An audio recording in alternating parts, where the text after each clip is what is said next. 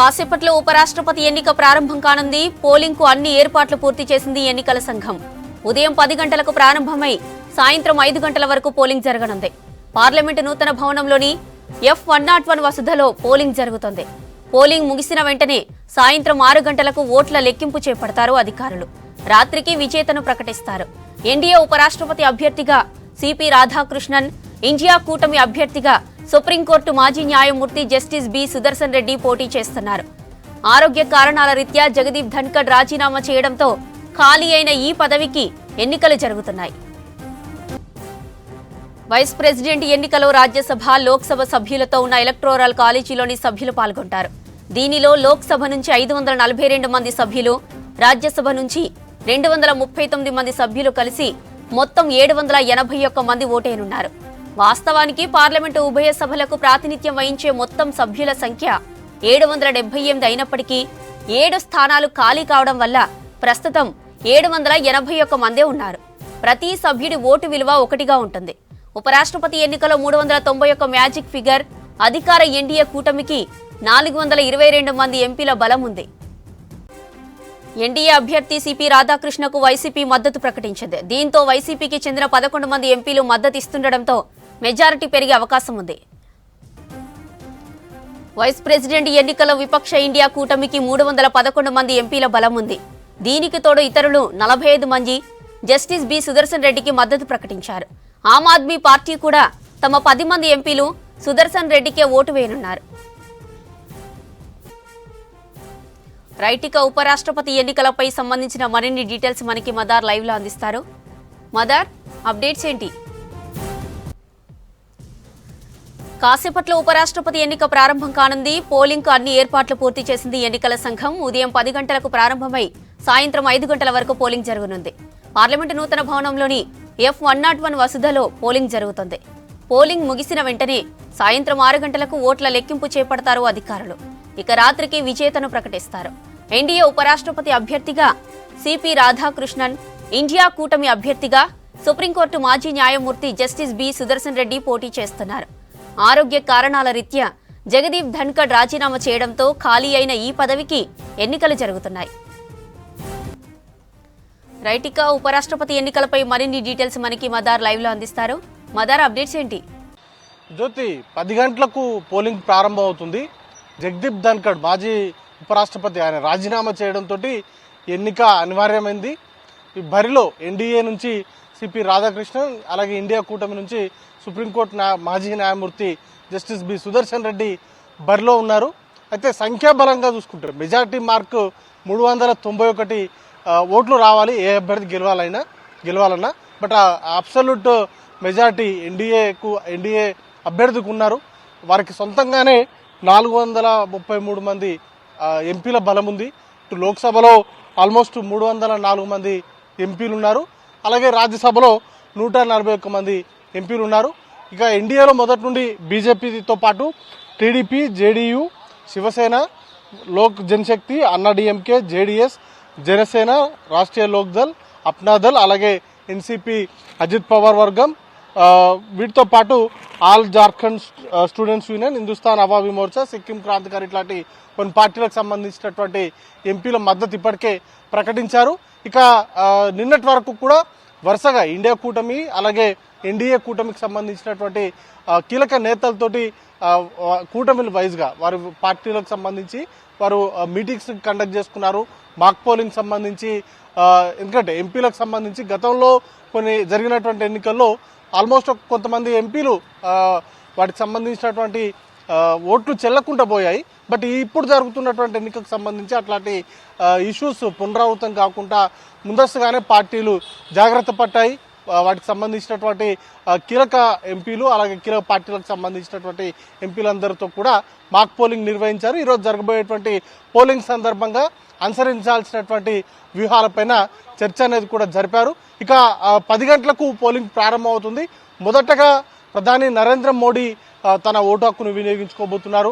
ఇక ఆ తర్వాత వరుసగా మంత్రులు, కేంద్ర మంత్రులు, ఆ తర్వాత ఎంపీలు అందరూ కూడా ఒక్కొక్కరిగా తమ ఓటు హక్కును వినియోగించుకుంటారు. సాయంత్రం 5 గంటల వరకు కూడా పోలింగ్ ఉంటుంది. ఇక ఇండియా కూటమికి సంబంధించి మద్దతు కనుక చూసుకున్నట్లయితే వారికి అఫీషియల్గా ఇప్పటివరకు ఉన్నటువంటి సంఖ్యాబలం కనుక లోక్సభ నుంచి ఆల్మోస్ట్ 234 మంది ఎంపీలు ఉన్నారు. అలాగే రాజ్యసభ నుంచి 86 మంది ఎంపీలు ఉన్నారు. కాంగ్రెస్ పార్టీకి సంబంధించి ఇండియా కూటమిలో ప్రధానంగా ఉన్నటువంటి పార్టీలు Congress party, Samajwadi party, Trinamool Congress party, DMK, Shiv Sena, Uddhav ఠాక్రేకి సంబంధించినటువంటి వర్గం, అలాగే ఎన్సీపీకి సంబంధించి శరద్ పవార్ సంబంధించినటువంటి వర్గం, ఆర్జేడీ, సిపిఎం, సిపిఐ ఇట్లాంటి కొన్ని పార్టీల మద్దతు అనేది కూడా ఉంది. ఇక ఆమ్ ఆద్మీ పార్టీ ఇటీవలే ఇండియా కూటమి నుంచి బయటకు వచ్చింది. అయితే ఈ ఎన్నికల్లో జస్టిస్ బి సుదర్శన్ రెడ్డికి మద్దతు ఇస్తున్నట్లుగా వారు ప్రకటించారు. ఓవరాల్గా ఇండియా కూటమికి సంబంధించినటువంటి సంఖ్యాబలం 325 మంది సంఖ్యాబలం ఉంది. అయితే ఈ ఎన్నికల్లో విప్ అనేది ఉండదు, రహస్య ఓటింగ్ విధానం ఉంటుంది. కాబట్టి ఎంపీలు వారికి నచ్చినటువంటి పార్టీకి, వారికి నచ్చినటువంటి అభ్యర్థికి ఓటు హక్కు వినియోగించుకునేటువంటి అవకాశం ఉంటుంది. ఒకవేళ విప్ కనుక జారీ చేసినట్లయితే పార్టీ లైన్ ఖచ్చితంగా పాటించాల్సినటువంటి అవసరం ఉంటుంది. బట్ ఈ ఎన్నికల్లో విప్ ఉండదు. కాబట్టి ఒకవేళ ఎవరైనా ఎంపీలు క్రాస్ ఓటింగ్ కూడా పాల్పడేటువంటి క్రాస్ ఓటింగ్ కూడా చేసుకునేటువంటి అవకాశం ఉంటుంది. వారిపైన చర్యలు కూడా ఉండదు. అయితే ఇండియా కూటమికి సంబంధించినటువంటి అభ్యర్థి మొదటి నుండి కూడా క్రాస్ ఓటింగ్ పైన ఎక్కువగా ఎక్స్పెక్ట్ చేస్తున్నారు. ఎందుకంటే ప్రజాస్వామ్యాన్ని, రాజ్యాంగాన్ని కాపాడాల్సినటువంటి బాధ్యత ఎంపీల పైన ఉంటుంది. ఇది ఒక రాజ్యాంగబద్ధమైనటువంటి పదవికి జరుగుతున్నటువంటి ఎన్నికగా చూడాలి. ఒక వ్యక్తికి, ఇద్దరు వ్యక్తుల మధ్య జరుగుతున్నటువంటి పోటీగా కాకుండా సిద్ధాంతపరంగా జరుగుతున్నటువంటి పోటీగా చూడాలంటూ కూడా ఇప్పటికే జస్టిస్ బి సుదర్శన్ రెడ్డి విజ్ఞప్తి చేశారు. ఎంపీలందరూ కూడా వారి వైజ్ డిసిషన్ తీసుకోవాలంటూ కూడా విజ్ఞప్తి చేసినటువంటి నేపథ్యంలో ఓటింగ్ ఏ విధంగా ఉండబోతుందనే దానిపైనే ప్రస్తుతానికి సర్వత్రా ఆసక్తి ఉంది. సంఖ్యాబలంగా చూసుకుంటే ఎన్డీఏ అభ్యర్థి గెలవడం అనేది పెద్ద అసాధ్యమేది కాదు. కానీ క్రాస్ ఓటింగ్ జరిగేటువంటి అవకాశాలపైన ఇండియా కూటమి అయితే ఎక్స్పెక్ట్ చేస్తుంది. దానికి సంబంధించే ఓటింగ్ సరళిపైన ఎప్పటికప్పుడు ఎంపీలందరితో కూడా టచ్లో ఉంటూ వారికి ఖచ్చితంగా వారు బలపరిచినటువంటి అభ్యర్థులు, వారు పెట్టినటువంటి అభ్యర్థులకే ఓటు పడేలాగా ఇప్పటికే పార్టీలన్నీ కూడా ఏర్పాట్లు చేసుకున్నాయి. కౌంటింగ్ ఏజెంట్లు కావచ్చు, పోలింగ్ ఏజెంట్లను కూడా ఏర్పాటు చేసుకున్నారు. వారు ఎప్పటికప్పుడు ఎంపీలతో టచ్లో ఉంటూ ప్రతి ఓటు కూడా వాల్యూ ఓటు అయ్యేలాగా చూసుకునేందుకు కూడా చర్యలు తీసుకున్నారు. దానిలో భాగంగానే వరుసగా సమావేశాలు నిర్వహిస్తున్నారు. ఇక తెలంగాణ రాష్ట్రానికి సంబంధించి ముఖ్యంగా 17 మంది ఎంపీలు ఉన్నారు. దాంట్లో బీజేపీకి 8 ఓట్లు ఉన్నాయి, 8 మంది ఎంపీలు ఉన్నారు. కాంగ్రెస్ పార్టీకి 8, ఎంఐఎంకి 1 ఎంపీ ఉన్నారు. ఇక రాజ్యసభకు సంబంధించి కూడా బీఆర్ఎస్కి 4 ఉన్నారు. బీఆర్ఎస్ ఓటింగ్కు దూరంగా ఉంటుంది. బీఆర్ఎస్తో పాటు బీజేడీ, శిరోమణి అకాలీదళ్ లాంటి పార్టీలు కూడా ఈసారి ఓటింగ్కు దూరంగా ఉంటున్నాయి. ఇక కాంగ్రెస్ పార్టీకి సంబంధించి తెలంగాణ ఎంపీలతోటి సీఎం రేవంత్ రెడ్డి ప్రత్యేకంగా భేటీ అవుతున్నారు. బ్రేక్ఫాస్ట్ మీటింగ్ కూడా ఆయన నివాసంలో కండక్ట్ చేస్తూ ఉన్నారు. ఎంపీలందరూ కూడా సుదర్శన్ రెడ్డికి అనుకూలంగా ఓటు వేయాలంటూ కూడా సీఎం దిశానిర్దేశం అనేది కూడా చేయబోతున్నారు. సాయంత్రం 5 గంటల వరకు పోలింగ్ ఉంటుంది. 5 గంటల తర్వాత కౌంటింగ్ అనేది కూడా ప్రారంభిస్తారు. ఇదే రోజు ఫలితాలను కూడా వెల్లడి చేస్తారు. ఓవరాల్గా సాయంత్రం 8 గంటల లోపు పూర్తి స్థాయిలో అభ్యర్థి గెలుపుకు సంబంధించినటువంటి అధికారిక ప్రకటన అనేది కూడా వచ్చేటువంటి అవకాశం ఉంది. జ్యోతి,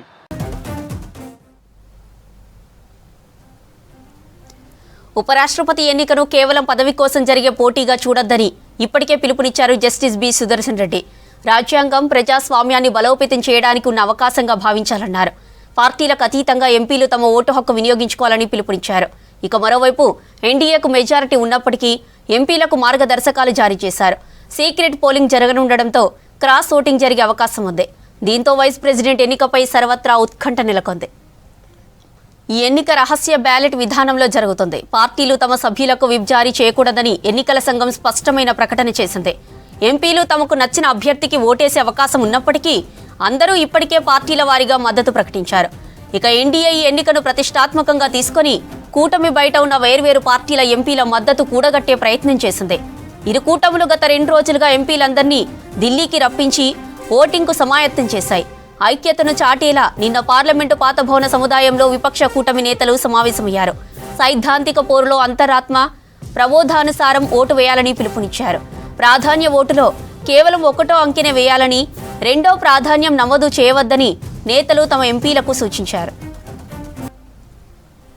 2022 ఎన్నికల్లో 725 మంది ఎంపీలు ఓట్లు వేశారు. ఎన్డీఏ అభ్యర్థి జగదీప్ ధన్కడ్కు 528, ప్రతిపక్ష కాంగ్రెస్ అభ్యర్థి మార్గరెట్ ఆల్వాకు 182 ఓట్లు దక్కాయి. 15 ఓట్లు చెల్లలేదు. 55 మంది ఓటింగ్కు గైర్హాజరయ్యారు. ప్రాధాన్య ఓట్లు వేసే పద్ధతి కావడం వల్ల బ్యాలెట్లనే వాడనున్నారు. ఎంపీలకు పింక్ కలర్ బ్యాలెట్ పత్రాలు పంపిణీ చేస్తారు. తమ ప్రాధాన్యం ప్రకారం ఆయా అభ్యర్థులకు ఓట్లు వేయొచ్చు. నచ్చిన అభ్యర్థి పేరుకు ఎదురుగా గడిలో ఒక అంకెను వేయాలి.